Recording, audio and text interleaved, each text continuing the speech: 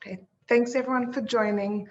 On behalf of our partners, the Ministry of Science and Technology here in Israel, the Council for the Advancement of Women in STEM, together with Veski and RMIT, I thank you for joining part 2 of a 3-part webinar focused on women in STEM, academic and industry intersectional engagement as a driver to further women in STEM. My name is Miriam Saiba, and I am the Melbourne Biomedical Director representing the Victorian Government of Australia at their Trade and Investment Office in Tel Aviv, together with the Israel-Australia Chamber of Commerce. Our mandate is bilateral trade and collaboration between Israel and Victoria.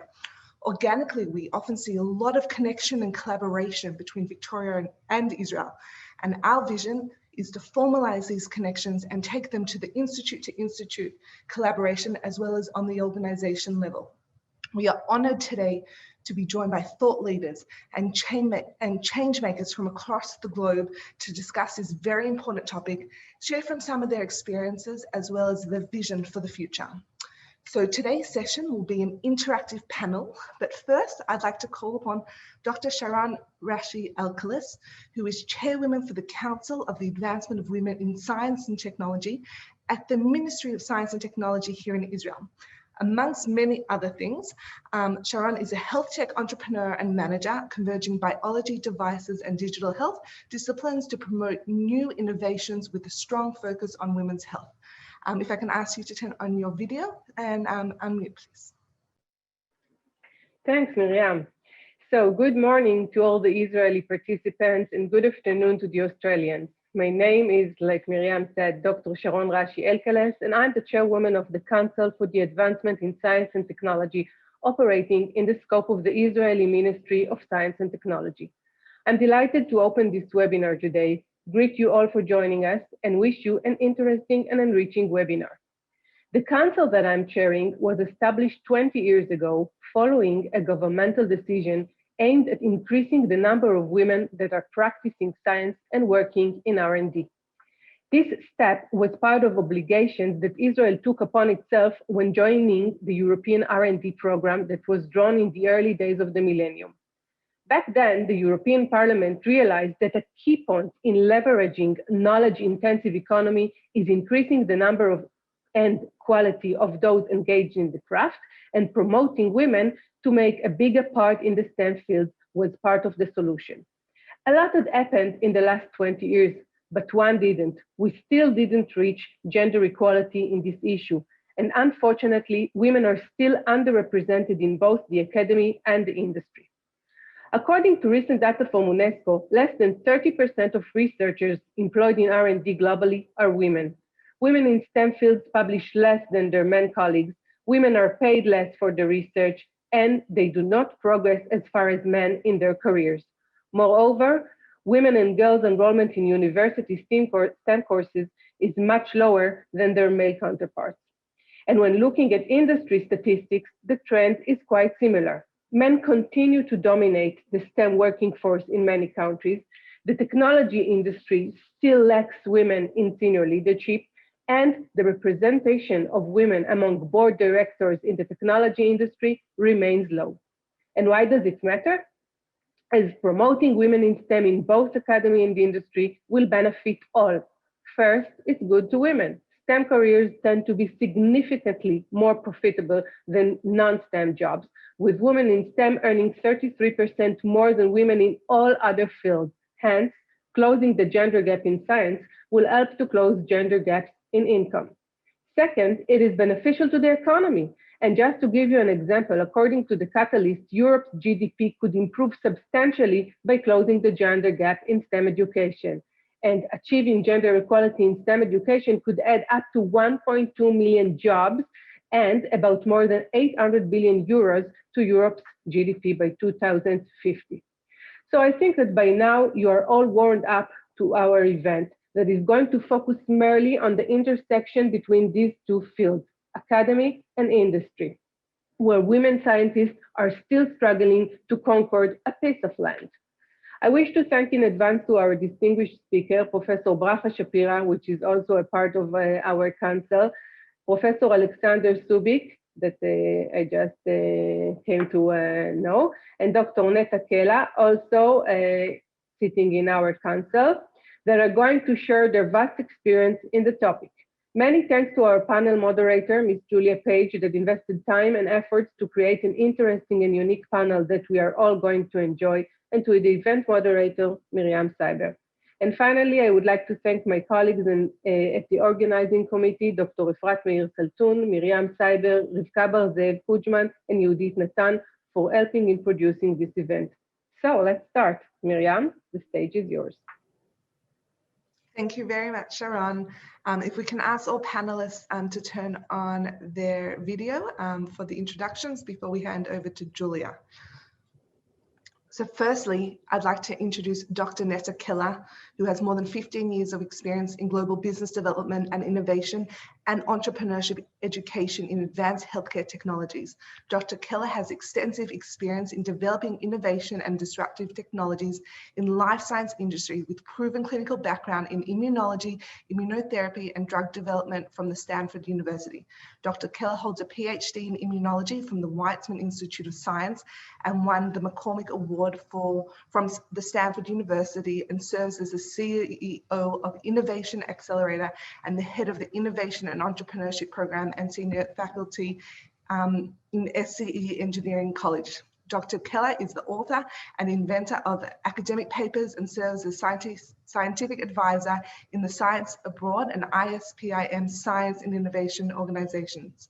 Dr. Keller has been invited as innovation experts in the media and organizations and cyber institutes and the like. Dr. Keller, can we ask you to introduce yourself for a few minutes before we begin the panel? Thank you.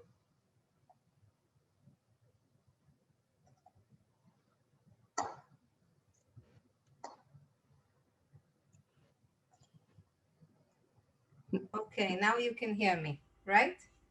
Okay, great. So, thank you. Yeah. Hello. Thanks, Netta. All good. Okay. So first of all, thank you for inviting me here. It's a great pleasure for me to be here.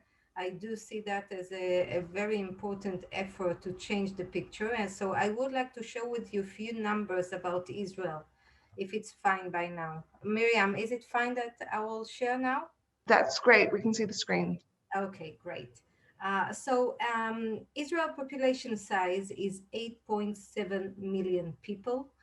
Israel is very exceptional because we are investing 4.3% of our GDP on R&D, and Israel, surprisingly, basically only the US and China have more listed companies in the NASDAQ than Israel. And Israel is the first in the world in VC investments per capita. And what's wrong with those beautiful numbers? Because the numbers, they are really very exceptional. So what's wrong is basically the differences, the gender differences. As we are looking on women representation, and we are dividing that based on the industries that are based more on exact sciences and engineering, we do see the number of women representation dramatically decrease. And indeed, we see that women in high-tech sector are much far less represented than men. And why is it so important? It is so important, you know, for me and also for us as society, as we experienced that during the COVID, is that basically the healthcare is going to a major transformation, and the engineering and the AI will be major contributors to this healthcare revolution. And as we would like to see women part of this revolution, we have to invest in changing those numbers. And as for today, I can see that from in my activities and in the innovation and entrepreneurship in the SCE Engineering Center, we do see the number that only 20 to 30% of our students, of our engineering students, are women. And this number basically is the same for many years.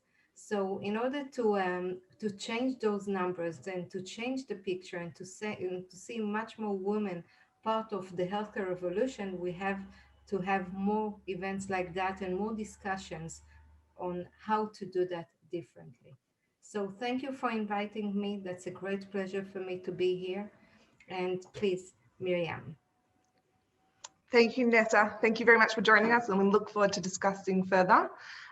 Next, I'd like to introduce Professor Alexander Subik, who is currently the Deputy Vice Chancellor for STEM and Vice President of Digital Innovation at RMIT University in Melbourne. He is responsible for leading the STEM College and digital innovation in Australia and globally across aligned academic areas with around 30,000 students, 1,100 staff, and 1,400 researchers.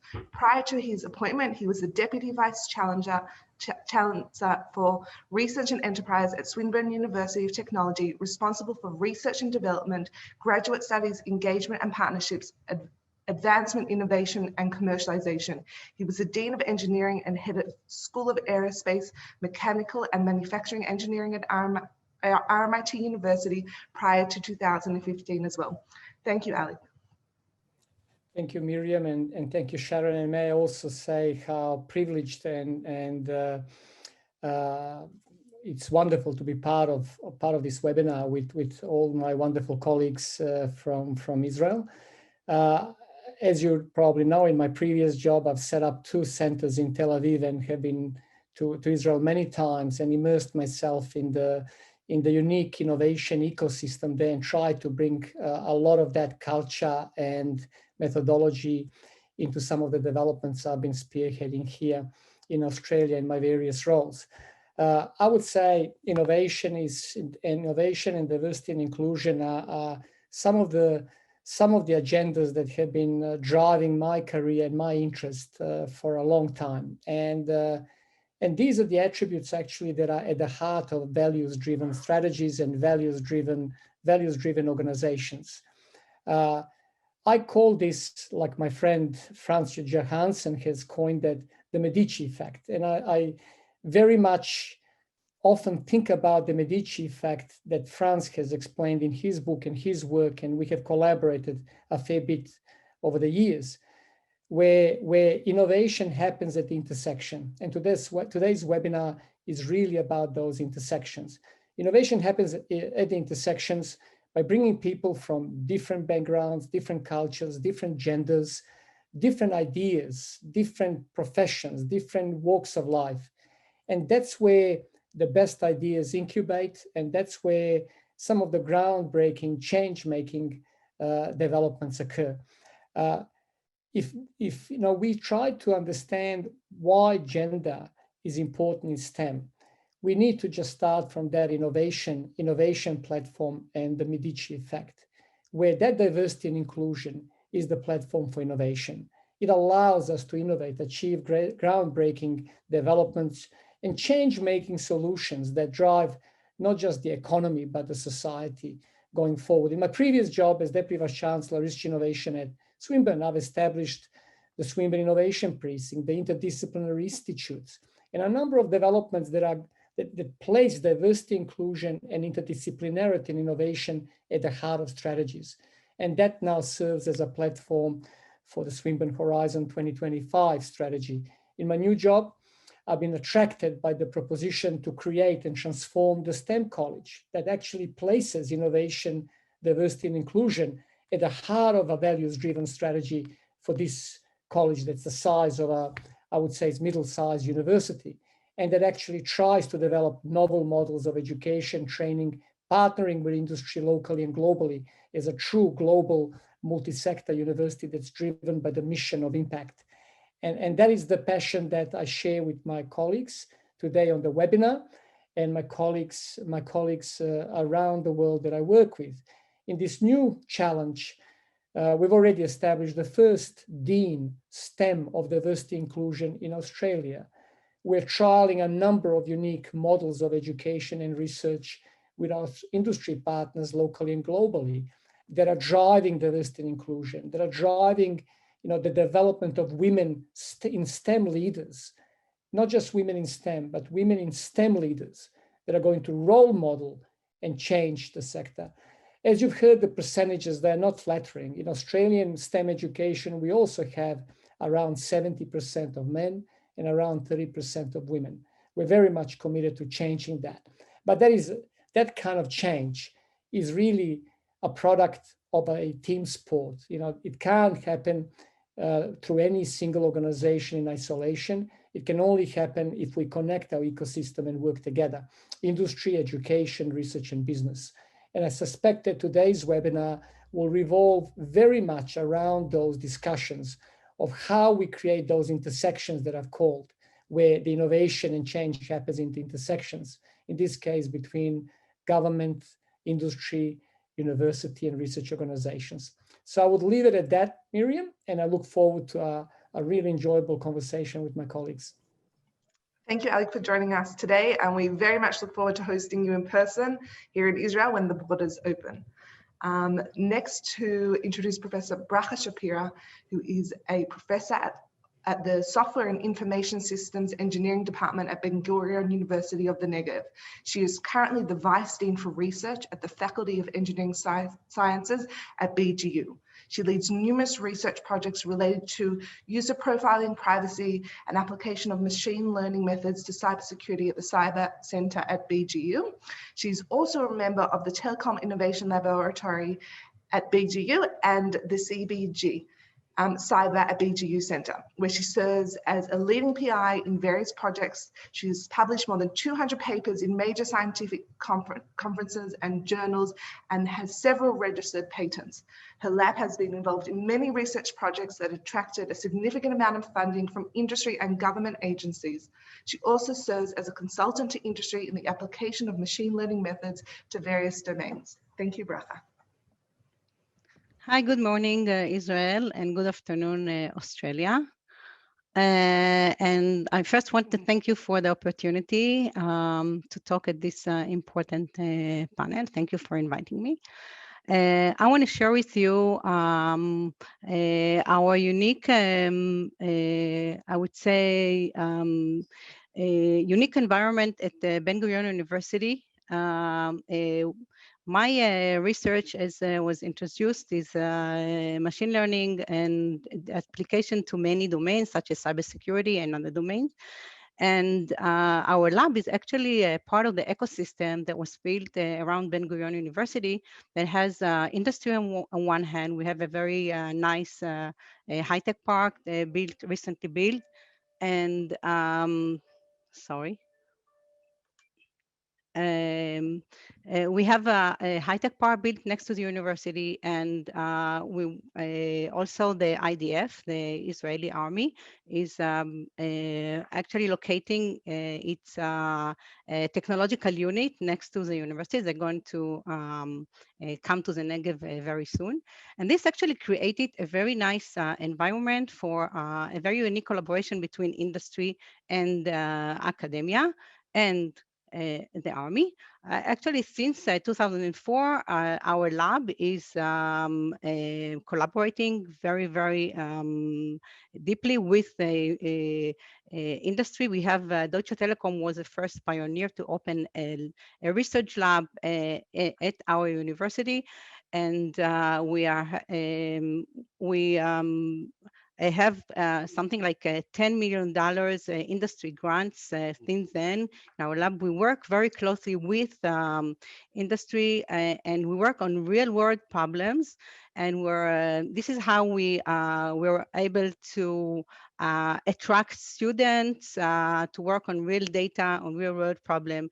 And also the industry has, it's like a win-win situation where the industry is happy to share, to share the problems with very innovative minds and very brilliant students and researchers on one end, and on the other hand, the academia is happy, to work on real-world problems and have, actually grants to fund it. As to the woman in all this environment, as was already presented, the women are not actually not very involved in this. I find, you know, as a woman in STEM, I find myself many times as the only woman, or as part of very few women in the room in many meetings. It's true also for the academia and for the industry, and of course for the intersections. But I feel that recently, or during the years, things are changing. And this panel is actually a very good opportunity to discuss it and to see how things are changing and how things are going to change. And recently I joined the Ministry of Science as the head of the academia committee at the Council for Advancing Women that Dr. Sharon Elkeles presented. And I hope really to progress and to work towards maybe help changing the situation and working toward making real the STEM world and the STEM world in industry and academia having more women. I think it's fundamental, and it's very important for women and for the world. Thank you. Thank you, Bracha, for sharing that really interesting overview of the very diverse and dynamic ecosystem at Ben-Gurion University. You know, as part of today's discussion as well, we look forward to kind of learning from both ecosystems in Victoria and in Israel, seeing what's common, what's different, and how we can move forward. Now I'd love to hand over to our moderator, Julia Page, and introduce her. Julia, if you can turn on your video, please. Ms. Julia Page is the MD and Chief Executive of Veski. As Veski's MD and Chief Executive, Julia leads a team responsible for the continued development and delivery of Veski's programs, which include a prestigious fellowship program, an inspiring women's program, and a range of complementary skills, training, and education activities. She demonstrates her unique ability to engage people at all levels by building partnerships across governments, academia, industry, and the philanthropic sector to extend the reach of Veski's programs and events. Julia is passionate about delivering diverse and inclusive programs, having just delivered the third iteration of the Veski Inspiring Women STEM side-by-side program, developed to empower women at differing career stages with the skills, networks, and mindset to develop and achieve their career goals within STEM industries. Thank you, Julia, and looking forward to handing over to you. And if we can ask all the panelists to turn your videos back on, and then we will continue. Thanks so very much, Miriam. May I just check that you can hear me okay? All good, thank you. Thanks so very much. Thank you for that very kind introduction. I feel very fortunate to have been asked to moderate this session and to continue the Women in STEM conversation. So good morning and good afternoon, wherever you're joining us. I'd like to start by acknowledging the traditional owners of the land on which we meet, on which I meet with you today, the Wurundjeri people of the Kulin Nation, and pay my respects to elders past, present, and emerging. Thanks to our panelists for sharing their opening remarks, and in just a few moments we'll unpack those a little further. But first I wanted to share with you a little about Veski. Established to inspire innovation, our flagship program focuses on talent attraction and retention across the science, design, and information technology. As a business systems technologist myself, I have been supporting women in science and research through a variety of professional development and skills and training programs for more than 15 years. Most recently, through the delivery of the Veski Inspiring Women STEM side-by-side program, aiding mid-career emerging leaders to reach their full potential and secure senior leadership roles within our institutions so that they may change the culture for a more diverse and inclusive workplace that fosters global collaborations. Veski has also been developing an offering for small to medium-sized enterprises to connect them with our knowledge institutes based on a scheme currently being delivered in Scotland called Interface, which we'll also touch on again shortly. As some of you may know, there are many synergies between Israel and Victoria and much that we can learn from one another. As I'm sure you will agree, when it comes to developing an innovation ecosystem, it's important to find the right balance between innovation and entrepreneurship, while taking into consideration the challenges faced by our respective hubs. So let's explore that a little further. And Netta, if I might start with you, you talked about the number of women in engineering. I'm wondering if you could talk to us about what we might be able to do within our institutions now to make a change towards increasing those numbers. Sure.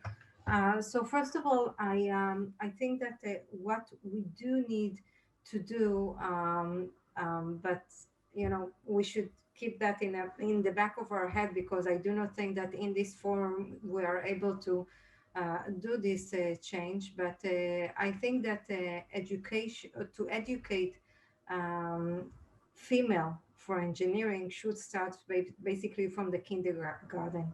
From the age of my daughters, they should know and understand their possibilities in the engineering world. And this is something that I'm always talking about it with my kids and sharing with that. But as for the academic programs and to start this process basically from the academy. And what, for instance, we are doing, we are developing programs, practical programs for engineering with the industry. I mean that as soon as we will be able to create this conversion of academy and industry during the academic life of the female, of women, we will be much more successful. And I truly believe that even though the numbers basically of and the representation of women, of students, women in the engineering faculties basically stays the same over the years, but I believe if we will do a very good work and creating indeed this intersection and this convergence with the industry, we'll be able to increase the numbers of women representations in the industry. Fabulous, thank you. Braha, if I may also ask you a similar question. You talked about the fact that the situation actually, particularly in the machine learning, is not great in both academia and in industry. What are there any programs that your institution is implementing, or what programs might they or should they be looking to implement? First of all, I think that the world is really changing. There's a lot of awareness towards this problem, and also, you know, the Council for Higher Education and the universities, and within the university, there are a lot of things that are being done or being performed now. There are different programs, and but you know, there is still a lot more to do. And I think this panel is one good example that really this subject is at the awareness. And I think this one important thing that should be there, the awareness and the talking about it, and also trying to do more and more programs and different entities. And you know, at some point in my life, I thought that, you know, people were talking about quotas, and I was even insulted by saying why I need a quota to be, you know, to be there. But now I think that, yeah, this is, I think, actively defining quotas and numbers is really important, because when you have a quota, you find a woman to fill it. I mean, it's not that if I'm a woman, it's because I'm there because of the quota. It's because of my quality. But I think quotas is one very good driver to fill it. And as Dr. Elkeles said, yeah, we have to educate the kids from, you know, from the kindergarten, but then we have to look also at all the steps during, you know, the academia, from the the entry point as a student, and then through the academic life and through the industry. And we should continue having programs. One thing that is still missing is the top management at the university and also at the industry. And I think we have to have also a specific program for having a women leadership in academia and industry. Thank you. Yeah. Thanks so much, Baka. Thank you. Alex, if I might turn to you, you touched on the establishment of the STEM College and it being at the heart of your values-driven strategy. You talked about partnering with industry and looking at different mechanisms for getting engagement. Could you give some examples? I think you talked about some unique education activities. Could you maybe elaborate on those? Thank you, Julia. I think that whole strategy of trying to make a change and change the proportions of women in STEM also, I think, relies on us adopting a much more broader lifelong learning strategy so that we move beyond just the typical traditional school leaver into universities channel, and look at it more broadly so that we may achieve a higher impact and a greater change across the ecosystem. I'll give you an example. If we approach it from a lifelong learning point of view, there is a model that we have just launched of a partnership in education model with MYOB, which is the largest business software company in Australia. Over 1 million businesses use the MYOB software. And we just launched a program which is basically focused on women in digital tech, trying to working with MYOB to develop the new generations of software engineers, but women software engineers, by basically opening the program to women of any ages, any skill sets, any backgrounds. And you actually approach the whole model from a diversity and inclusion point of view, right? You can't make it more inclusive than that.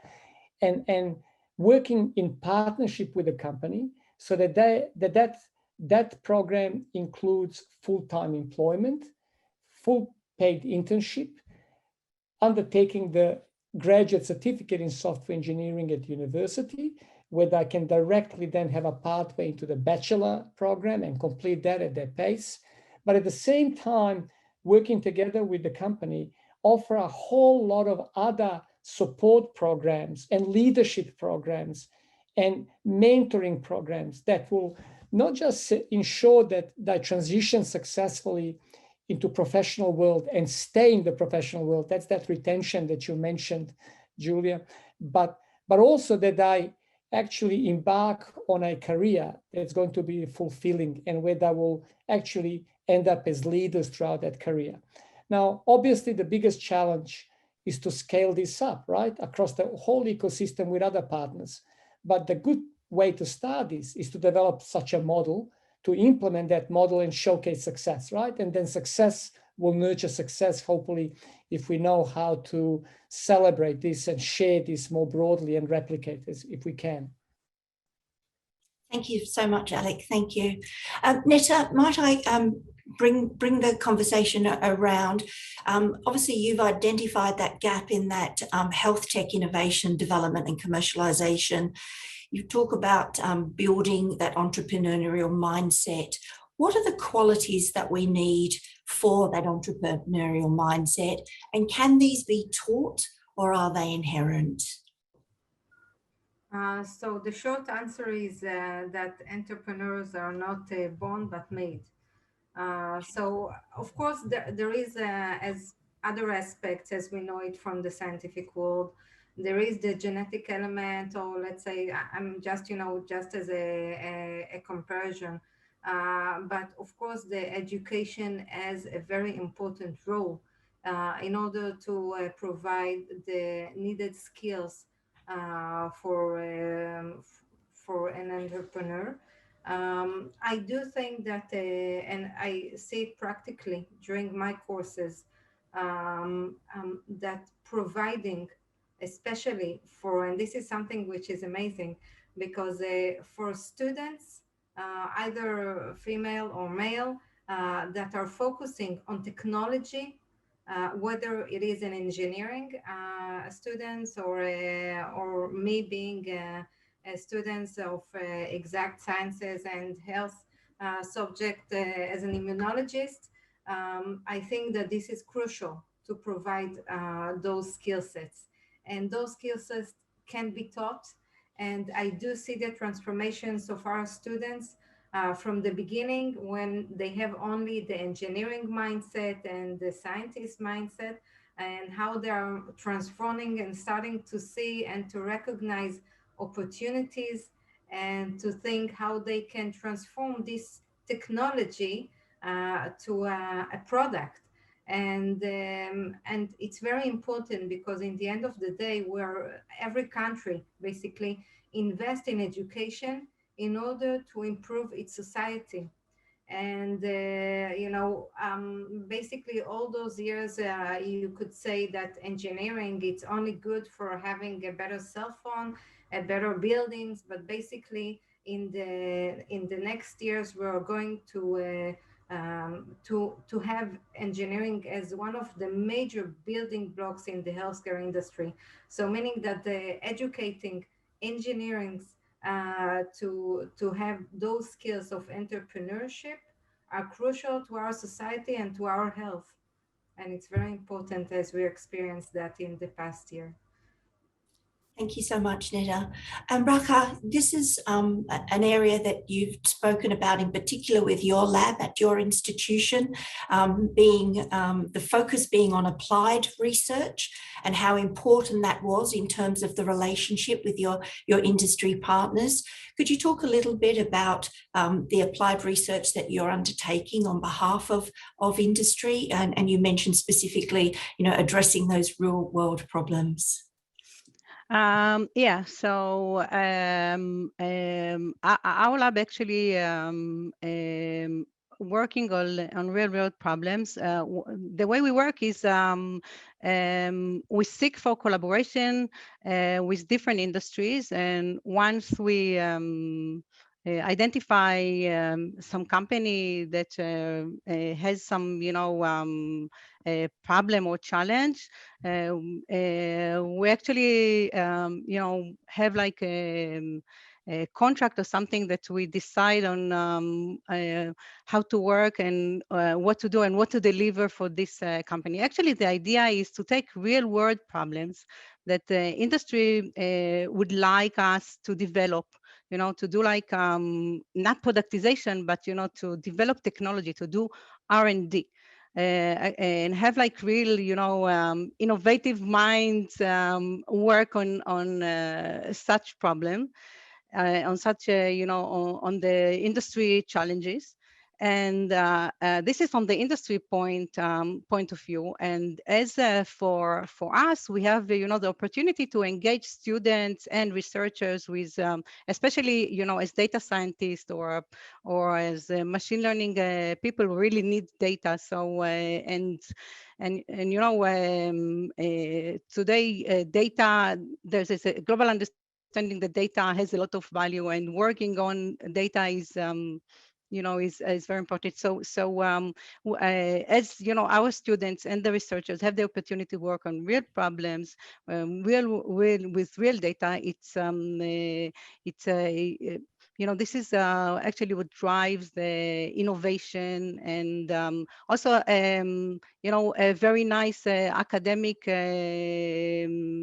papers and ideas come from this engagement. But the collaboration doesn't stop only at working together on problems, but we have people from the industry coming to work to study at our special programs, and we have industry people coming to be to give talks and to even to teach classes. So we have like a very, very good collaboration. And, you know, it started with Deutsche Telekom that opened a lab and really granted us with a nice funding and interesting problem. And then, you know, it's kind of merged. You know, one success led to other success. And then, you know, more industry came. And I think the idea of locating university labs within a high-tech park and understanding, you know, being flexible from both sides, that's a key to success. I mean, academia and industry needs to understand both challenges. I mean, of course, it's not a regular type of working from the academia side, and also the industry has to be open-minded to work with. Each has their own desires, but once you are flexible from both sides to understand each one challenges and difficulties, that could really lead to a nice success. Needing to get the right ingredients together to ensure that industry and academia engagement flourishes. Mm-hmm. Yeah. Yeah. Alec, I saw you nodding when Bracha was talking about ensuring that you're having industry either in situ or regularly visiting within the labs. Can you share a little bit of your thoughts around when we spoke prior to the session? You spoke a little bit about almost having scouts within the environment. Would you perhaps like to elaborate on that? Thank you, will do. I must say, I've never seen as many scouts across the campuses as I did in Tel Aviv and Jerusalem when I was visiting. Okay. I've got them all over the place because they know that the innovation is born out of all of those labs. And no wonder that so many of those startups are coming out of there. Yes, I think that's also the next horizon for my enterprise and where we are heading is that, and obviously, as you know, Julia, that's something I've been passionate about in my previous roles as well, to really blur the boundaries between campus, between universities and industry, and to make that relationship and that engagement seamless. You know, my vision and my passion is to really see the campus transform into a co-working space where it is a big co-working space with staff and students and researchers and industry in various foci areas, whether that be, you know, digital health or food or space or medtech, whatever, and where that engagement happens seamlessly, where I feel that they're part of the same enterprise and where they're not committed to project by project work, but they're committed to joint programs of inquiry, joint programs of value creation, and, you know, joint programs of development, right? And that's something that I think is also very important in addressing such big challenges as increasing the number of women in STEM, right? Because it's something that we have to together curate in order to make that change, including government as well, right? I was listening to your discussion, Julia, with Bracha, and I noted that Bracha said originally she wasn't a very big believer in targets and KPIs, and then she was converted into that. I also believe in targets, you know, because they provide clarity to all of us what we're trying to achieve, you know, and how would you measure success?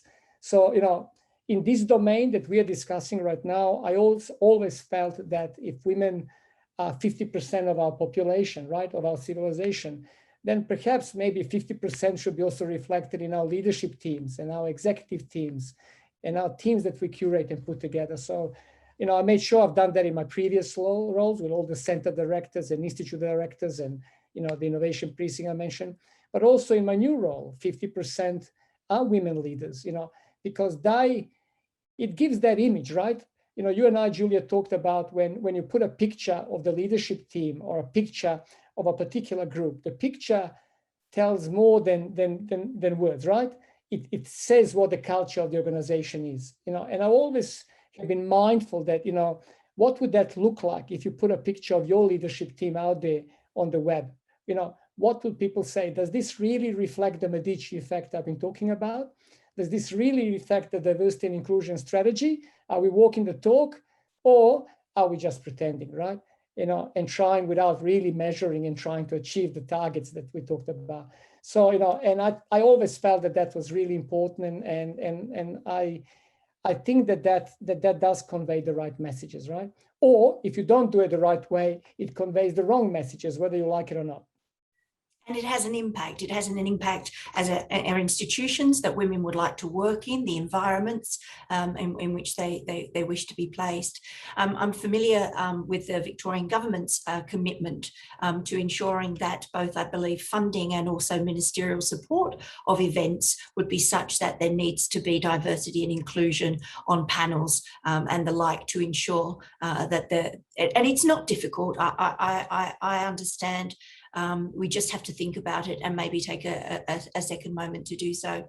Netta, if I come to you and we're talking around in the health space, would it be the same for you in Israel? How important are the optics of a diverse and inclusive culture in terms of panel makeups, quotas and targets, coming from the health point of view? I think that it is very important to have the diversity. Even when we're talking about, I'm studying that in my research, the importance of having the user part of the development.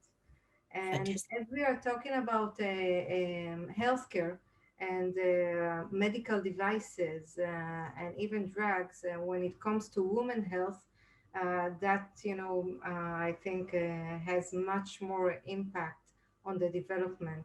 And there are in the market products that are focusing and targeting women, and it's very clear that the developer was not a woman but man, because there was no focus on the user experience. And it is very important, as we know, that in order to engage the patient into the process. So for instance, this kind of elements, they are very significant part of engineering academics. By the way, this is the whole concept of the user experience, the empathy of technology. Those subjects are becoming much and much more important and focused in the engineering studies. And as we are talking about healthcare, so of course we have to have an empathy for the technology, otherwise we will not adopt it. And if we will not adopt it, so basically the whole investment in the healthcare is for nothing. So it's very important. Yeah, thank you so much. And Netta, we heard from Netta earlier when she mentioned about Israel being ranked as one of the highest countries globally in terms of its GDP spend on R&D. I think the figure was 4.3, Netta, compared to Australia, which unfortunately is much lower, under 1.9, which isn't even actually comparable to the average of our OECD countries, which sits around 2.4. Alec, I can see you smiling. I'm coming to you. Obviously, this is just one of the drivers towards Israel's economic growth strategy, of what others would like to call Israel's innovation secret to it being a startup nation. And whilst we've started that there are some similarities within our ecosystem, Victoria would appear to be a more regulated environment with our infrastructure, programs and training. On one hand, for an example, Australian universities ranked in the top 5% of research and development. However, we're not very good at getting that research out of the door.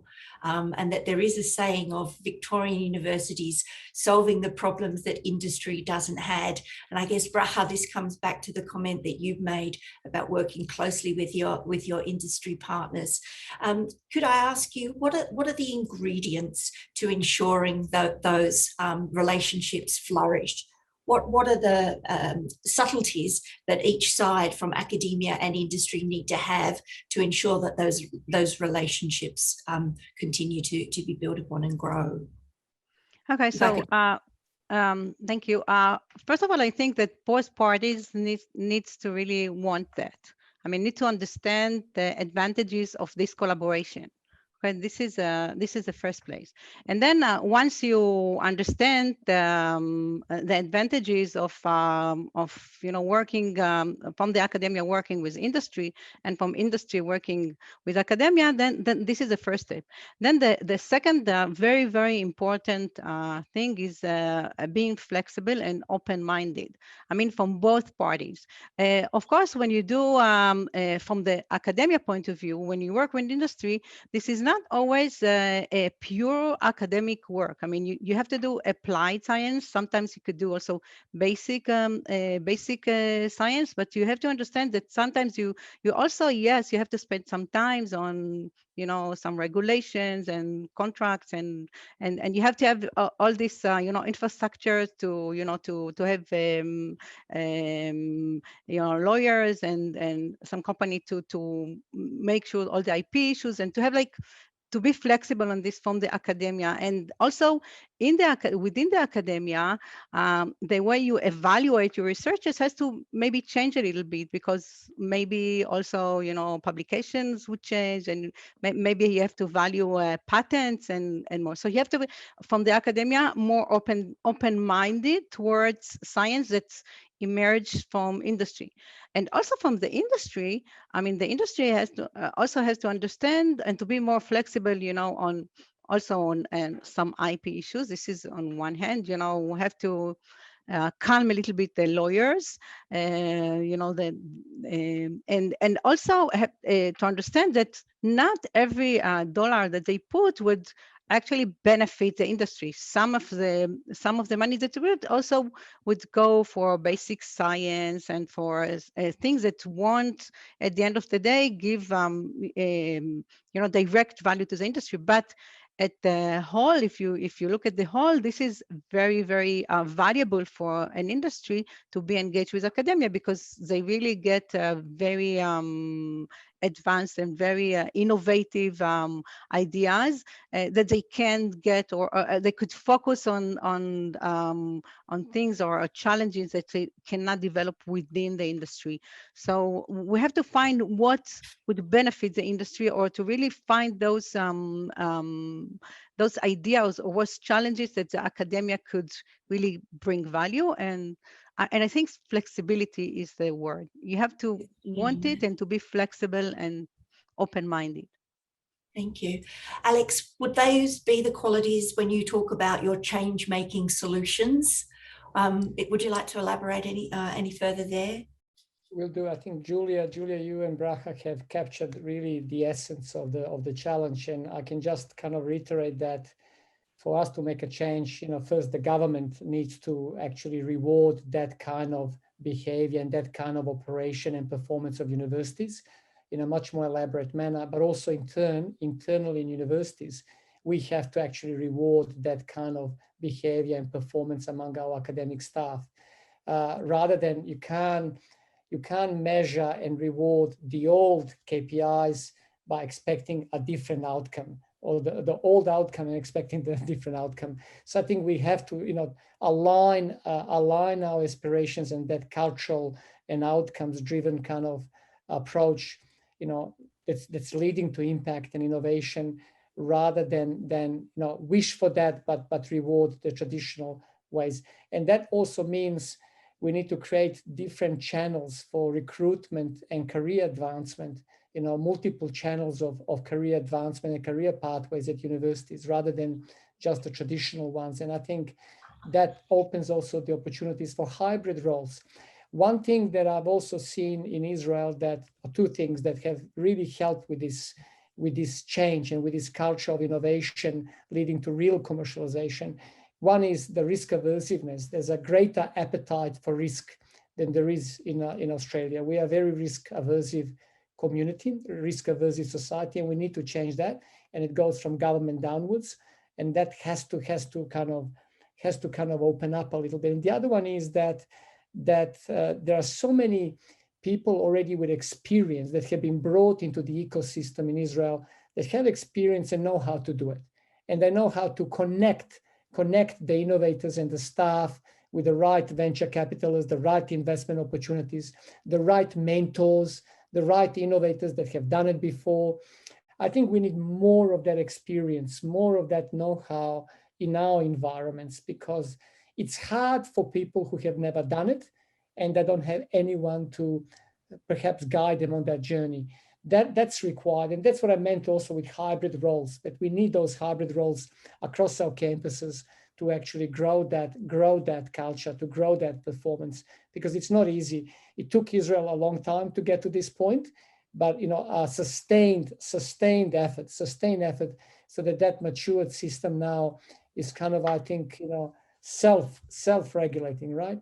We need to get there. There's so many ideas, and as you say, Julia, amazing research happening in Australia, with industry included, but it's not somehow leading to commercial outcomes, and we are not seeding enough commercial outcomes out, and that will have to change. And I think the changing policies in government around the mission-driven research, I think, will definitely target that change.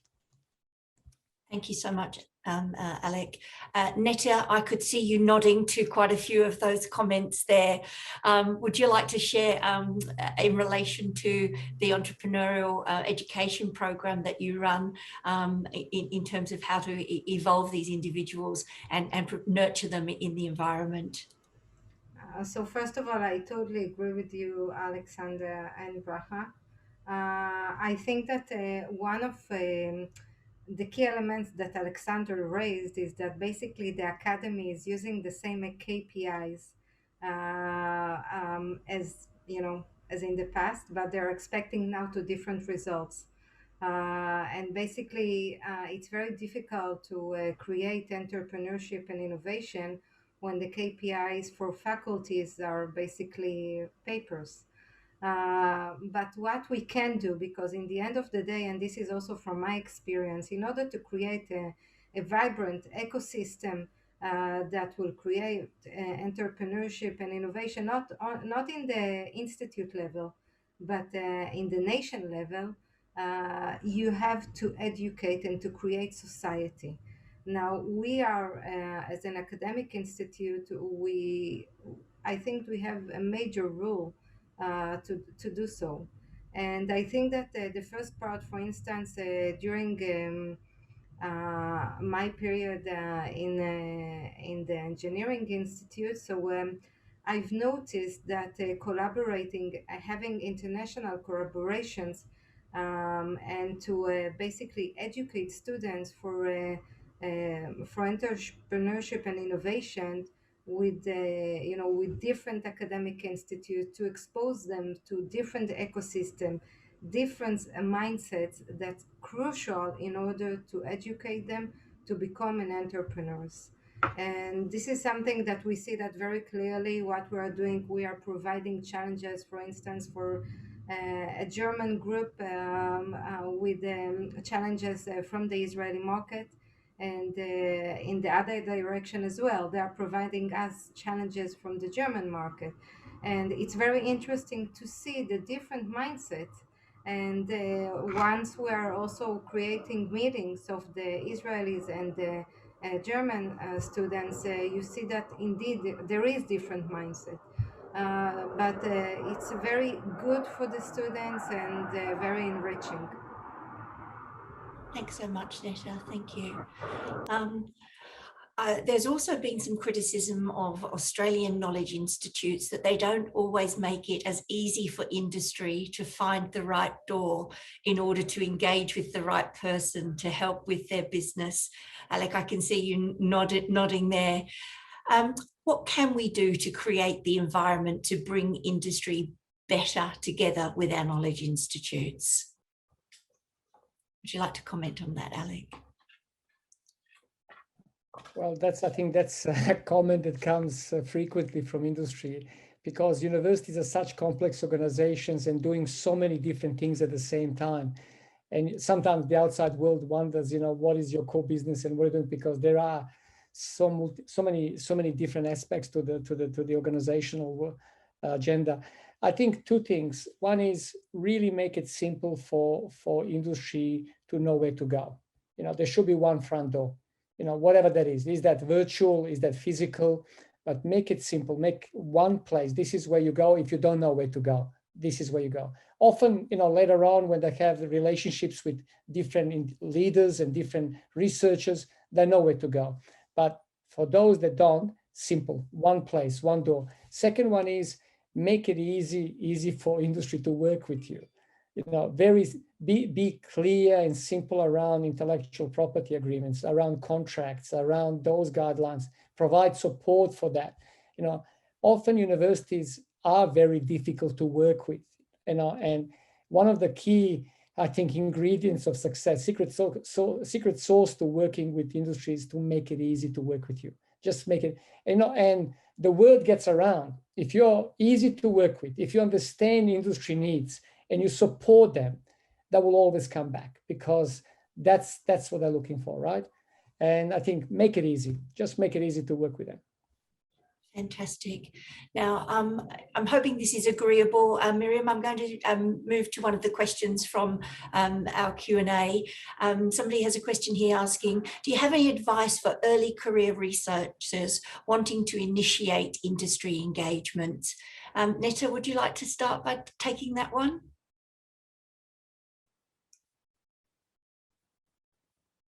We've just got you on. I'm sorry, I had communication problem. Can you please ask the question again? Yes, absolutely, not a problem at all. I'm just saying I'm taking a question from our audience. The question is, do you have any advice for early career researchers wanting to initiate industry engagement? Yes, I would suggest for the researchers to start with the problem, to start with the pain points of the industry, or even to go even much more specific to that, to start with the problem of a company. And basically, once you're starting with the problem, your research is far more attractive, most likely to become basically a technology or solution that will be adopted by the industry. And this is, by the way, in continuing to Alexander's point, once the academy will be much more easier to interact with, we will be able to commercialize those solutions that will be developed by the researchers. Fantastic, thank you. Another question, or an extension of that question, is there's a movement towards greater incorporation of design and systems thinking in research, with many positives coming from collaboration. Sorry, I'm just scrolling down as we speak, with external designers and consultants. Is there anything more that can be done to make it easier to seem less of a risk for universities to work with design professionals? Raha, would you like to maybe take that one? I'm not sure that I understood the question.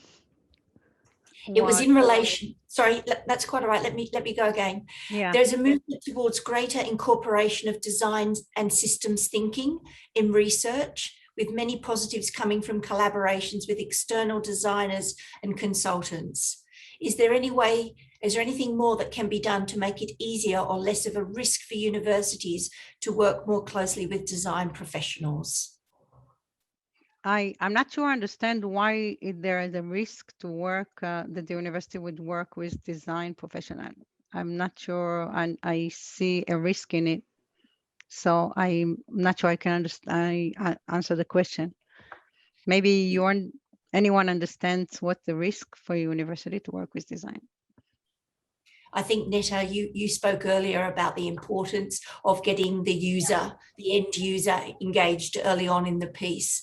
And so perhaps that's along the same lines of having a user and perhaps and a design systems thinking engaged at a similar stage to ensure that it's part of that pipeline, but not an end of decision thought. Yes. I think that when we're talking about designers working with the academy, perhaps they refer to the risks is to have a part of the IP of the designers. I'm guessing that this is the point that was important for them.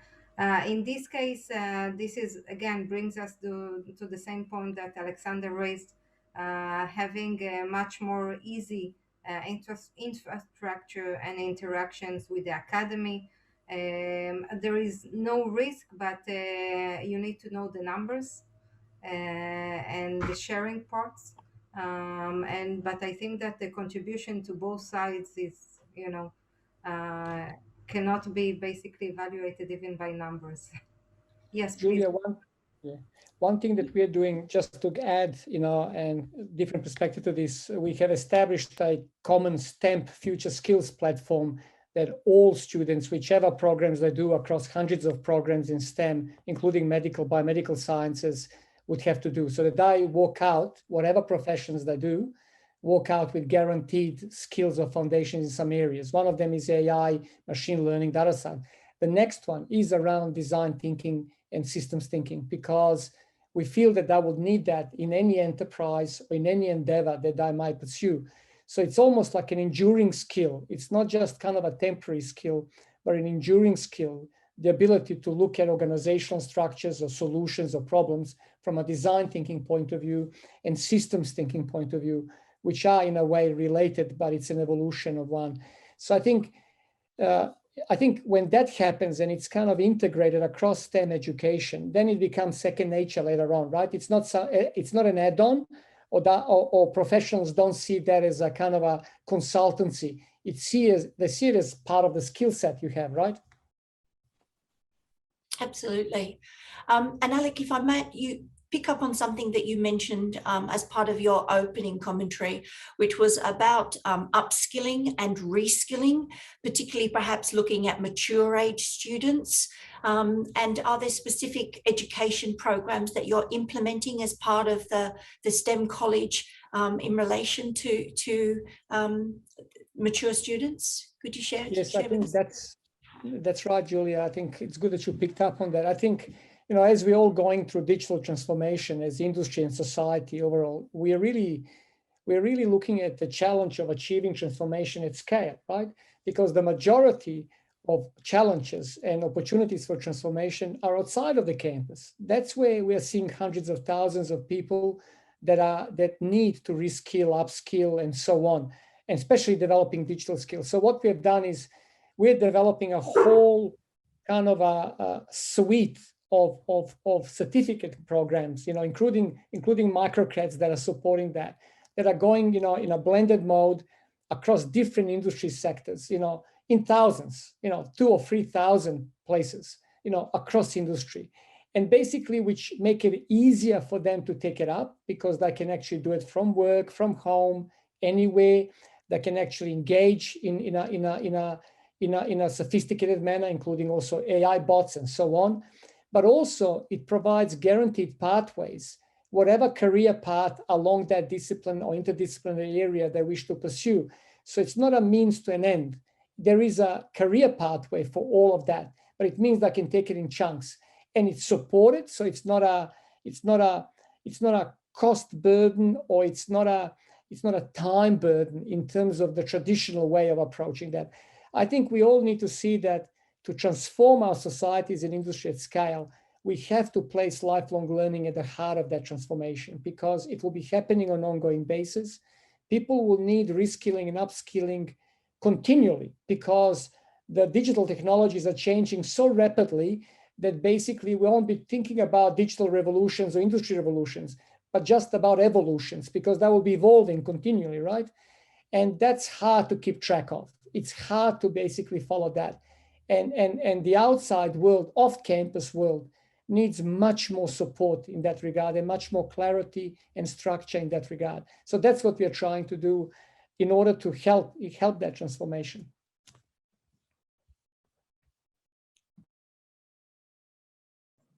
Oh, Julia, if we can get you to unmute, we missed that last bit. Thank you. I apologize. I'm sorry if there was a momentary additional member of my family joining the conversation earlier with a couple of woofs, and so I muted just while my puppy was playing, so my apologies. If I might now take a moment to look over the past 15 months, the world has changed for everybody. I'm wondering what changes in our environment since the COVID-19 have you observed, and is this leading to new opportunities for women in STEM? I might start with you, Bracha, if I may. Okay, yes, so COVID-19 was a major experience for all of us, and it brought many bad things. But besides that, I think it taught us something about our environment, about the way we could live differently. And one main thing that it taught us that at some point we could also work from home. It could be more flexible with the environment and the location. Okay, and not, understanding that not every meetings have to be face to face. Yeah, it also taught us that not all the communication can be online, and there is also a very big value to meet and to talk face to face. But one very big understanding is that we could really communicate through like the panel that we do now, and it really opened a lot of opportunities, especially for women to work and flexible hours from home, and not to spend so much time traveling, and to be more, close to the home and to the family if required. So this is I think a very, very big change in understanding that happened through the COVID-19. Or also for the academia, academia, was had already some digital transformation already, but I think this really accelerated it. And I think the university now rethink the whole way of teaching and the place of the digital and the MOOC courses at the academia. But it also, I think, it showed us that we could do things from remote, and to stop wasting some of our times commuting. But on the other hand, I think it also brought us back the value of face-to-face meeting and to impersonal communication. So I think this is the main takeaway. And for women, it's very important, because I know that many women refrain from, going into the STEM world because of the long hours, and because of the need to be away from home for such long hours. So this, this can bring other opportunities, other ways of working that might be beneficial, especially for women. Thank you so much, Braha. Netta, there's a lot of nodding going on from yourself. Would you like to add your observations over the last little while and the opportunities for women in STEM? Yeah, so I think that the COVID just was an accelerator, and how the academia and how the industry, the STEM academia and the industry basically can be very comfortable and possible for women. Just, this is the simple thing, and sometimes you have to have enforcement to make this transformation, and this is basically what happened here. Thank you. Alex, would you like to comment? Obviously, you talked about not only heading up the STEM Centre, but obviously all the digital transformation as a equally significant part of your current role. Would you like to comment on how that's had an impact through COVID-19, and specifically with a lens on the women in STEM? Will do. I think, Netta and Braha have really reinforced the positive side of really teaching us that COVID disruption has taught us, what's possible, right? And many things that we thought were not possible, or that everybody was dragging their feet in order to change, have just happened over 12 months, right? The biggest disruption any one of us have experienced probably in our lifetimes at scale, right? So I think that's definite, and I think we've kind of shifted our view to an outcomes-driven culture rather than place or process-driven culture at work, where it matters what you achieve or what you kind of the outcomes you create or the impact you create, rather than where you're sitting or where you're working or where you're at, or or who's measuring your time or whatever. And I think that's such an important disruption. I think that flexibility and adaptability, I think, will support, women in STEM certainly in industry in particular. And I think I've heard such positive feedback. Although I've also heard from many women in my organization that that was also harder on them than for men, because they've ended up with 2 jobs at home at the same time, and I think hopefully that will also in reverse transform what's happening in homes, and families as well. So I think that's positive. From a technical point of view, from my kind of dual role of Vice President Digital Innovation, what this has also revealed that our digital system, while they are good and they've served a really good purpose, they're still not at the level that we will need in the future, in a digitally connected ecosystem, in a cyber protected ecosystem, because we're seeing that cyber disruptions have really escalated. All sorts of digital hoax have escalated as well. So I think that this whole situation from a technical point of view has also accelerated the need to rethink how we develop these digital ecosystems in our organizations and across organizations, how we protect them, what is the next horizon of communication. There's a lot of kind of fatigue of working like this as well. How do we change that and make it more user-friendly? So I have no doubt that there will be a whole kind of wave of technological change as well on the back of the learning over the last 12 months. Yeah, absolutely. And I think whilst around the globe we see the opportunity with women working from home and the flexibility, obviously here in Victoria, we did it really tough. And those women that were working from home that may also have been homeschooling, as well as trying to take care of a full-time or part-time role, were really struggling. So there are some solutions coming online shortly. Veski is actually delivering a career recovery fellowship, and that will be launched in the next few months. So really to be able to provide funding to assist those women who were disadvantaged during the last 12 months, to hopefully help them through their research to become and remain competitive. So I'm delighted to be able to share that with the audience just now. If we take from an ideological point of view and look to the future, what would you like to see happen for 2025? Say we're looking at about another 4 years out. In terms of women in STEM, what aspirations do you have for the landscape? I might start with you, Netta, if I may. So I'm looking at that from the perspective of the health. So Sure.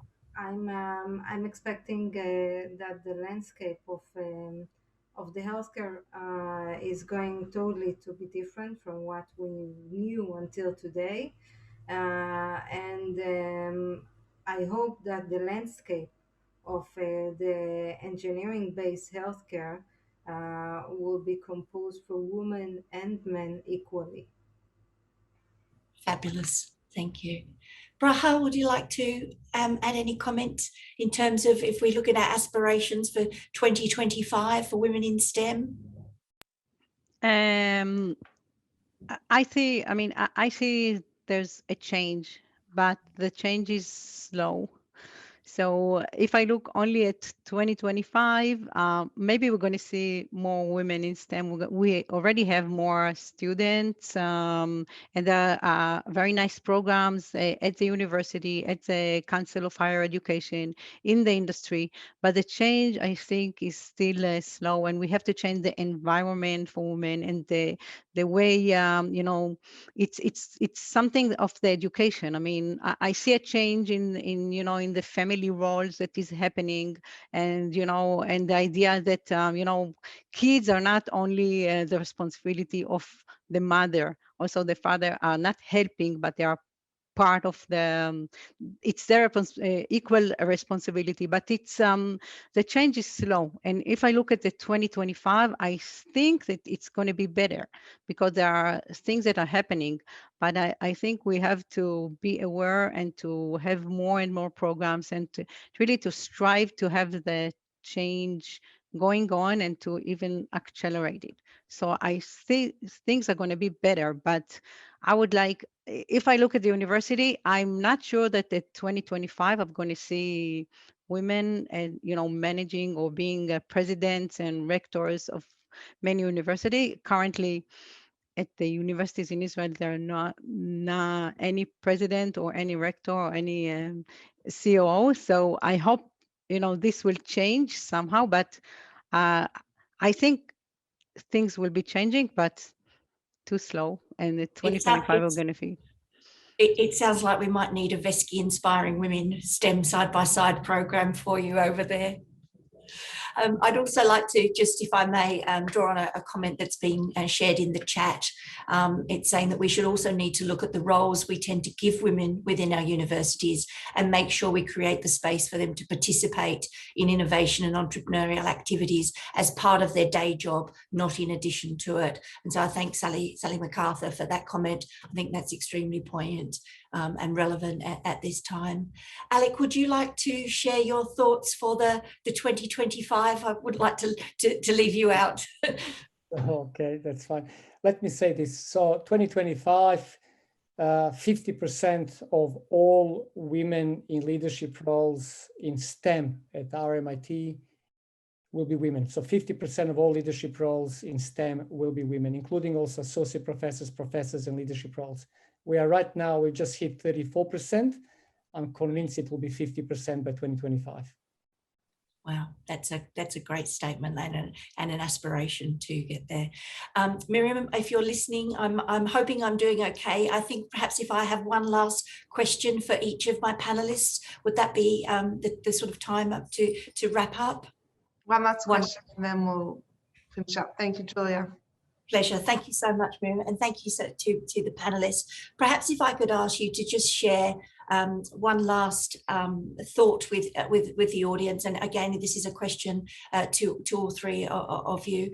What three takeaways can you share as an actionable and practical step that the audience might like to undertake to harness successful industry collaboration for women in STEM? So it's a big call, but I'm sure that within each of your respective fields, there are probably three takeaways that you could share that our audience could harness. Let's start with you, please, Alex. Hard one, Julie. I thought I was going to have 25 seconds to think about it. Something that I've been trying to, actually not trying, we are rolling it out now with industry engagement. Ask first for a PhD scholarship, for a contribution to research fellow, and position for a woman. So women in STEM scholarship, women in STEM research fellowship, women in STEM professorship. Ask for that first. 50-50 will come on board as a partner. Thank you. Thank you. Netta, may I invite you? So 3 takeaways that you can share as actionable and practical steps that the audience may like to undertake to harness successful industry collaboration as a woman in STEM. Again, I think that it has to start with the need and a pain point of the industry. The second thing is to work with international collaborators and to have international teams. And this is a key element, because only when you have international teams, you are able basically to develop your product that will be adopted not by your market, but also by other markets. Lovely, thank you. And Braha, last but not least. Okay, so if I take the industry point of view, I think industry needs to understand that women in STEM is very important.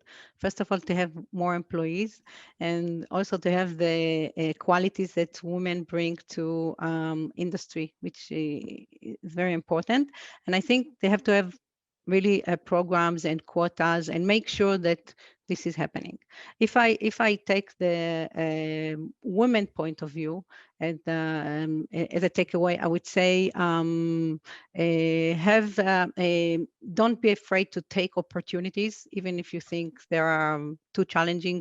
Just go for it, and also be open-minded to changes. Also, as researchers, and also as a employee or something, just don't be afraid, to change your area of research, to adjust it, and really be open to changes also from the industry point of view and from the women point of view. Thank you. Thank you so very much. What a splendid note to conclude the panel discussion on. Miriam, may I hand back over to you, but with my thanks to each of the panelists. Thank you to Julia and all the panelists for a very inspiring and interesting discussion. It was phenomenal to hear your thoughts, experiences and visions for the future. It's very apparent that there are many different gaps in our current ecosystem. And if there's going to be change and we're going to impact the status quo, then we need to ensure that the intersection between academia and industry is an inviting and encouraging place for women to further their careers in STEM. This intersection between academia and industry has the potential to be a platform and the opportunity to bring change to many women's careers and education. Listening to the panel today, my major takeaways were around the word alignment. Alec, you mentioned about the alignment between the vision and the visual. When we look at our management boards and our educators, what does the photo of these leaders look like? Does it represent the said vision of the institution and the importance of that alignment? And then across all the panelists, you also mentioned that the KPIs between industry and academia need to be more aligned for us really to create that synergy between these two different ecosystems. So thanks again to everyone for your time. I would also like to thank just quickly the webinar organizing committee. Let me open this up. Where are we? So to the webinar organising committee, together with Dr. Sharon, Rashi, Elkeles, Dr. Efrat Salton-Meyer, for the Council of the Advancement of Women in Science and Technology at the Israel Ministry of Science and Technology, as well as Yehudit Natan and Rivka Barazev Kuzman, who are actually from the ministry themselves. I'd love to engage with all our participants today. If you're interested in speaking with any of our speakers or being involved in the next webinar, as we mentioned before, this is webinar 2 of 3, and we look forward to webinar 3, looking at inspiring female figures. Thank you everyone for joining today, and please be in touch to connect further. All the best.